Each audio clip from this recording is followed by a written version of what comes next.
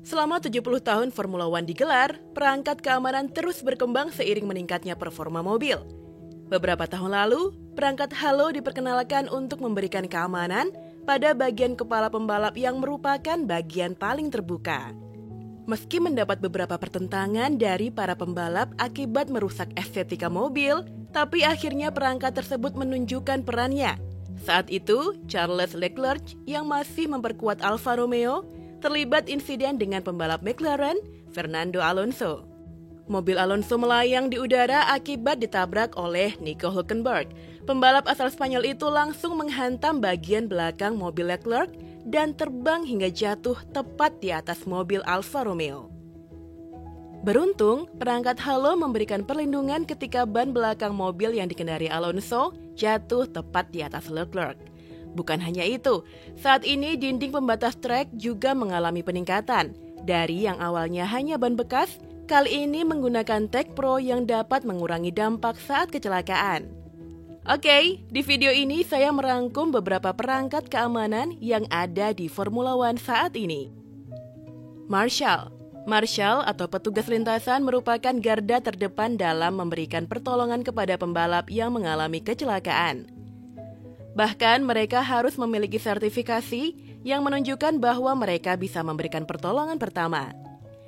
Mereka telah ada sejak awal sejarah F1 dan para sukarelawan yang tidak dibayar ini membuat balapan menjadi memungkinkan untuk digelar. Bukan hanya memberikan pertolongan medis, Marshal juga bertanggung jawab untuk memperingatkan pembalap tentang bahaya di trek, seperti mengibarkan bendera kuning untuk memperingatkan mereka agar memperlambat laju kendaraannya jika ada bahaya. Para marshal harus bersiaga sepanjang hari di posisi mereka untuk memungkinkan balapan berlangsung aman, dan mereka juga diwajibkan untuk terus melakukan pelatihan di luar akhir pekan balap. Helm merupakan perangkat keamanan wajib yang digunakan seorang pembalap. Namun, helm yang digunakan untuk balapan memiliki spesifikasi khusus dan sistem keamanan yang lebih canggih. Teknologinya juga terus berkembang dengan bagian luar yang lebih keras dan bagian dalam yang lebih meredam benturan di setiap generasi. Kembali ke awal kejuaraan pada 1950, pembalap menggunakan topi kain yang dipasangkan kacamata. Itu hanya melindungi mereka dari kotoran dan serangga, sebelum helm dengan bagian dalam gabus diwajibkan pada 1952. Selama beberapa dekade, dengan penemuan Nomex, penambahan visor dan penggunaan helm full face akhirnya digunakan demi meningkatkan perlindungan pembalap. Pada 2001, helm dengan serat karbon diperkenalkan dan sekarang helm diuji secara ketat untuk menahan benturan dan tahan terhadap api. Wearpack tahan api. Wearpack atau baju balap juga terus mengalami perkembangan untuk memastikan setiap pembalap merasa aman saat mobil mereka terbakar ketika kecelakaan.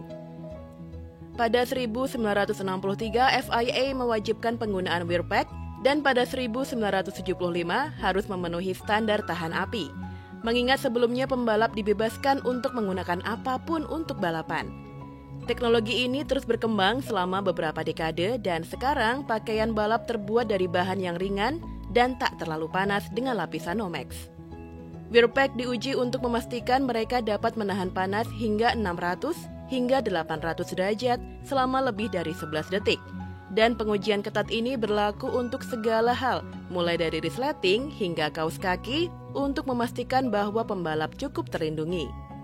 Survival Cell atau monocoque merupakan perangkat paling sentral di mobil F1 yang merupakan tempat pengemudi berada di dalam mobil. Itu dibangun dari 6 mm komposit serat karbon yang sangat kuat dengan lapis dirancang agar tidak bisa dihancurkan dan menjadi garis pertahanan terakhir antara pengemudi dan lintasan. Survival Cell harus menjalani pengujian tabrakan ekstensif sebelum dapat dianggap aman untuk balapan.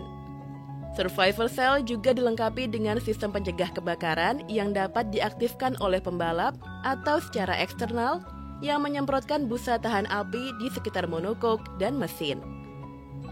Dinding pembatas. Pada tahun 2000, FIA memperkenalkan sisipan penghalang ban standar untuk penyerapan energi maksimum yang telah ditingkatkan sejak insiden kecelakaan Carlos Sainz di Sochi pada tahun 2015, di mana mobil berhenti di bawah lapisan atas penghalang. Dinding Tech Pro saat ini jauh lebih canggih daripada penggunaan jerami yang merupakan pandangan umum sampai dilarang penggunaannya pada 1967. HANS, perangkat Head and Neck Support atau HANS merupakan peran yang tak diketahui banyak orang dalam memberikan perlindungan. Perangkat ini ditambatkan ke helm pembalap dan ditambatkan ke kerah serat karbon yang mencegah kepala bergerak dan leher dari hyperextending, penyebab utama kematian dalam balap ketika mengakibatkan patah tulang tengkorak basal. Diperkirakan, HANS dapat mengurangi ketegangan leher dalam kecelakaan sebesar 72% dan dianggap telah menyelamatkan nyawa banyak pembalap sejak digunakan. Tangan biometrik. Perangkat ini hadir bersamaan dengan diperkenalkannya Halo pada 2018 lalu yang berfungsi memantau kondisi pembalap setelah kecelakaan. Sensor biometrik setebal 3 mm di sarung tangan pengemudi berfungsi mentransmisikan denyut nadi pembalap dan kadar oksigen darah ke race control. Ini memberi tim medis lebih banyak informasi saat memutuskan seberapa cepat pembalap perlu dikeluarkan dari mobil setelah kecelakaan dan memberitahu mereka jika ada waktu untuk melakukan ekstraksi dengan cara yang lebih lambat dan lebih hati-hati. Sarung tangan tahan api. Belajar dari kejadian Romain Grosjean di Grand Prix Bahrain 2020, FIA memperkenalkan sarung tangan dengan 1,5 detik lebih lama tahan terhadap api. Sebagai bagian dari upaya berkelanjutan F1 dan FIA untuk meningkatkan keselamatan, mereka mulai mengerjakan sarung tangan yang akan menawarkan perlindungan kebakaran lebih banyak kepada pembalap dalam insiden serupa. Namun, tanggung jawab para pembalap selama berada di lintasan menjadi level keamanan paling tinggi di dunia balap. Pasalnya, itu dapat mengurangi kecelakaan dan mengurangi resiko kecelakaan fatal. Nah, itu dia video kita hari ini. Jangan lupa like, share, komen, dan subscribe channel ini. Sampai jumpa di video selanjutnya.